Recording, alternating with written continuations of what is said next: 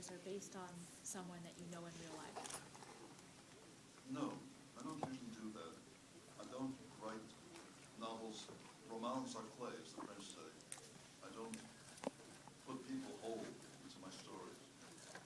Maybe a bit here, a particular phrase there, a description, a one-line description.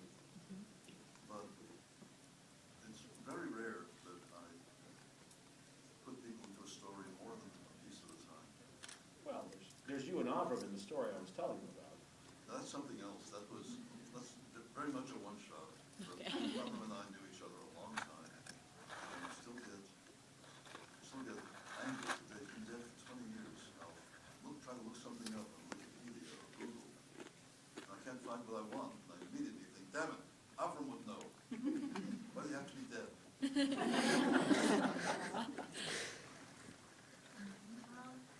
I was just wondering, it's kind of a silly question, but where did the name Amalthea come from? I've always been curious about that.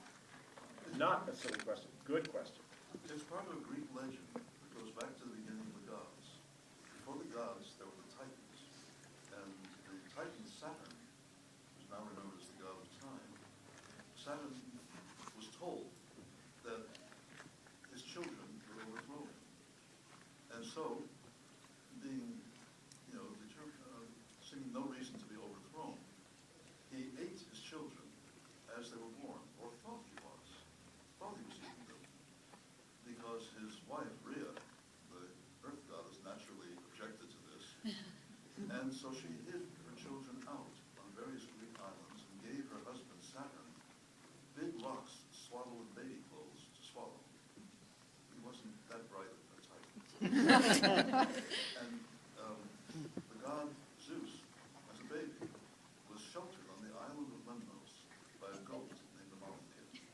She nursed him, she protected him, nourished him, and as he grew older, she played with him. They used to wrestle together, and goats do that, by the way. I had a goat years and years ago, loved to wrestle. But as he grew into his god strength, by accident, he broke off one of her horns. He was very apologetic about it. He immediately turned the horn into the cornucopia, the horn of plenty. It's never empty.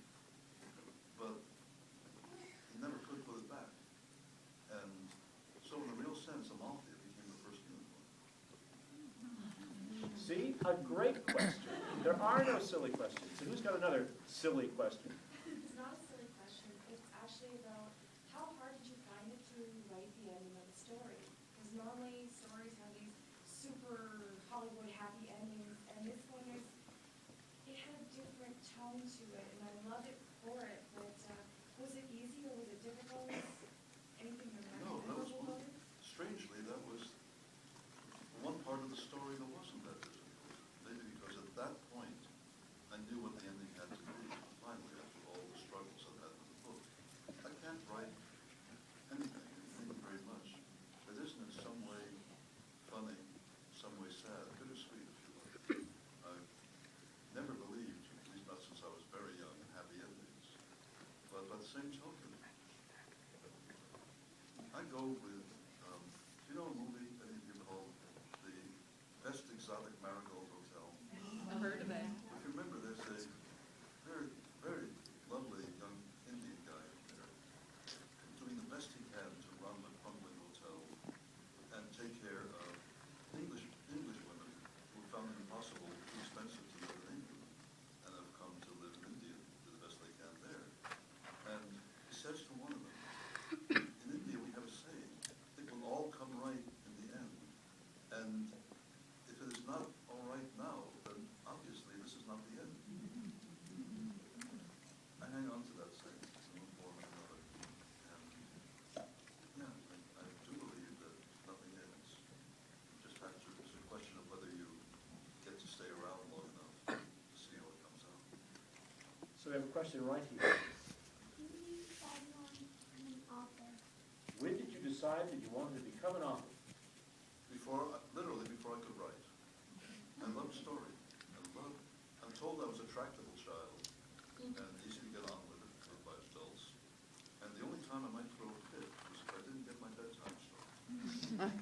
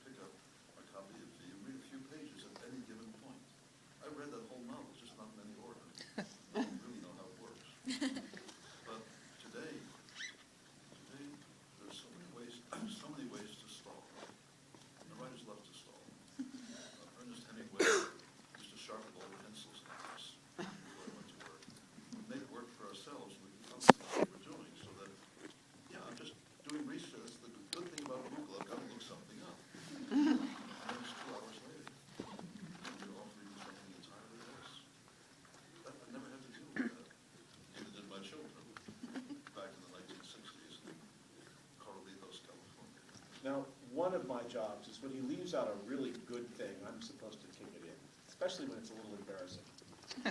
So, I'm going to tell you what it's like working with Beagle. Whenever he's working on a story, and I ask him how it's coming, he has one answer. I'm right at the climax. He will tell me that if he started the story yesterday or he's been working on it for 2.5 years. I'm right at the climax. It's become a standing joke. But now I want to tell you about something that was quite real. He agreed to do a set of stories based on seasonal themes as podcasts for a website. He's been very kind to him on those things. There were going to be 4 stories, spring, summer, fall, and winter. They had to be 3,000 to 5,000 words long and had that seasonal theme. That was the only requirement. So it's 3 days before the spring one is scheduled to be recorded in the studio and sent out to be put on the podcast. And I've seen nothing from him. I asked him where it's going. He says, I'm right at the climax. And I push him again. He says, I'll have it for you tomorrow morning. And indeed, there it was, that morning. It was 12,000 words long. It had nothing whatsoever to do with spring.